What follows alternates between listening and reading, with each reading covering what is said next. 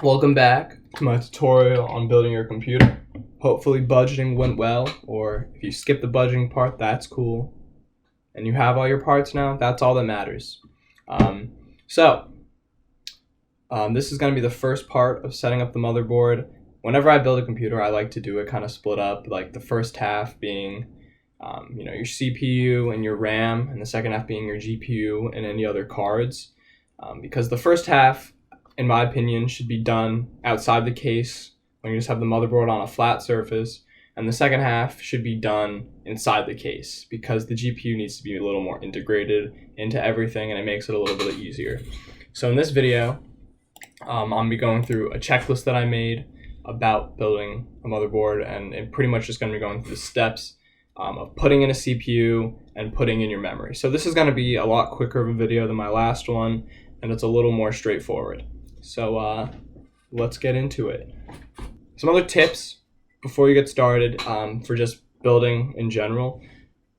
You're going to make sure your hands are clean. You don't want dirty hands. You don't want dust particles all over your hands. So you want to thoroughly wash your hands. But what's even more important is that you're going to want to thoroughly dry them. Because, computers and water, it's not the best mix. So before you get down and build, make sure your hands are clean. They might get a little dirty due to, grease on parts or thermal paste. That happens. But you don't want to have excess dirt because it can really slow down your machine or cause other issues.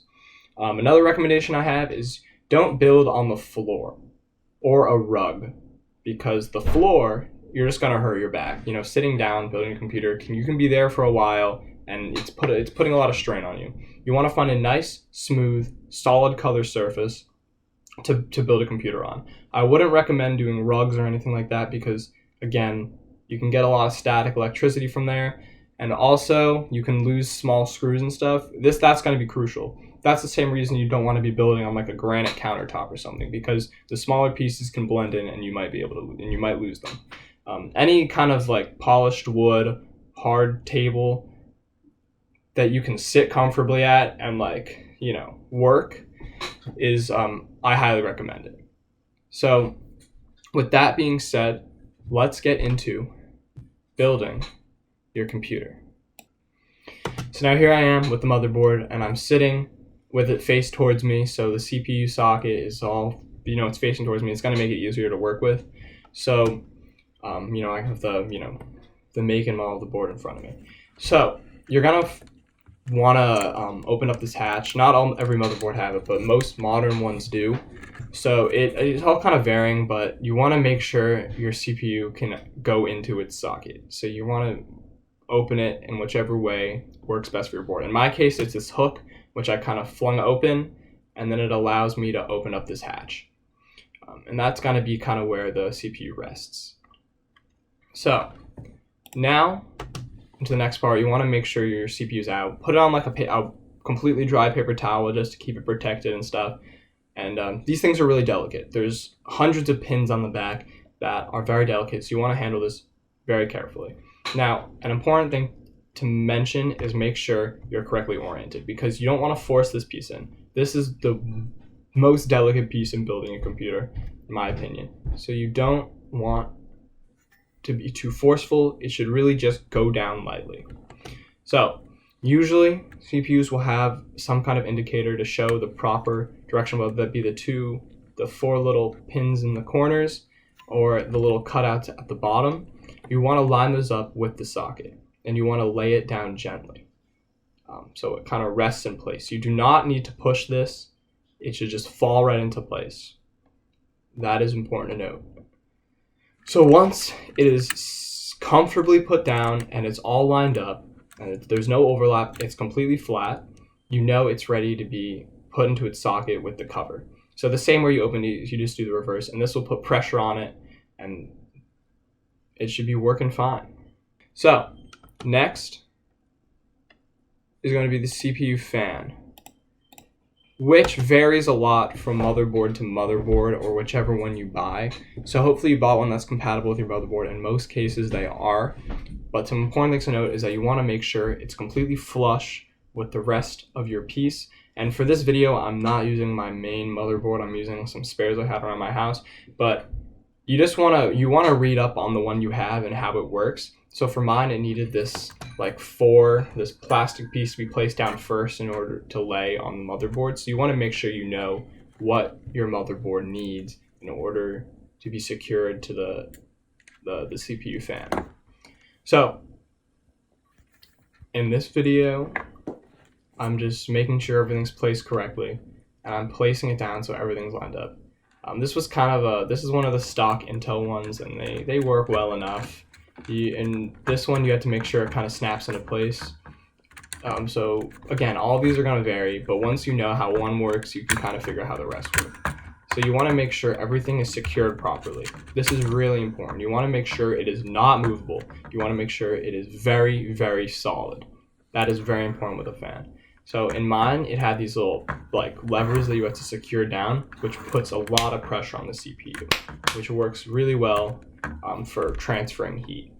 I'm gonna put up a video right now of a really good graphic I found about applying thermal paste and the best patterns to do. Just a little bit more on thermal paste, because I haven't really talked about it a whole lot. It is a really crucial part of your computer build, and it can cause a lot of problems if you don't use it, especially with overheating in your PC, and that can lead to a lot of problems, a lot of malfunctions, no matter how good your parts are. So, in my experience, the best way to put on thermal paste is in a small glob in the center of your CPU in a tiny little pea shape. Anything else could be damaging. I'll go through some methods, just the ones that people do a lot but aren't worth doing. Okay, this is going to be kind of rapid fire, but I'll show pictures. You got the smear, the line, the X, and the, I don't even know what to call this one, but especially don't do this one. You really want to think of it like you're putting toothpaste on a toothbrush, a tiny little pea shape, and that is all you need. Next, you want to make sure it's connected to your motherboard. So this is usually a 3-pin connector. It might vary slightly, but it should come right off your CPU fan, and it should be pretty easy to find where it goes onto, as it will be most likely labeled CPU fan. So in my case, it was right there. It's labeled CPU fan, and it's just a quick line up and push down. So that's not a super hard process, but it will be making sure your CPU fan is connected to the motherboard so it can, properly regulate its heat and speed and monitor temperature and all this stuff. So next, let's talk about memory. Memory is super simple, and you got to remember that with this part, you don't have to be as delicate because you do need a good amount of force in order to put it into the board. Now, I mean by that is that you want to make sure that the locks mechanisms are all open. All 4 channels are open. And you want to make sure that your RAM is properly orientated. You want to make sure your RAM is properly orientated to make sure it can go down smoothly. If not, you might accidentally break something, so it's good to double check this. So once you put it down into its 2 little channels, you should be able to push down with a lot of force, and you'll hear most likely a snap, and you'll see the lock snap into place. And this will secure down the RAM so it can't be moved. So you kind of want to repeat this with each step. So your RAM's all in place, and I'm gonna speed through this little part. But once it's all 4 are in there, you want to give everything a double press because it's really important that your RAM is secure. So that's the first part of building a motherboard. It's really not that difficult. This is still kind of simpler. It's not like there's a lot of overcrowding yet, but you want to make sure you're really careful with the CPU, and you want to make sure everything's secure. Because when you have a lot of parts in a computer, you want to make sure that they're grounded. So in this process, you want to make sure that everything you've put on is very, very secure. From the CPU fan, you shouldn't be able to jiggle it around. It should be very, very stable, and same with the memory. So I hope this tutorial was helpful for anybody who's confused about how to put on a CPU. I know it's a really expensive piece for a very, very small piece of metal, and it might be a little scary to throw in. I'm going to put up my checklist under the description of this video just so you can follow along with my video. It kind of goes through everything I talked about, but it might be a little easier to follow just because I don't know if you want to follow a video while you're building. So again, thank you for watching, and I'll see you next time where we put the motherboard into the case, put in the GPU, put in the Wi-Fi card, and finally get ready to connect everything together. Thanks for watching.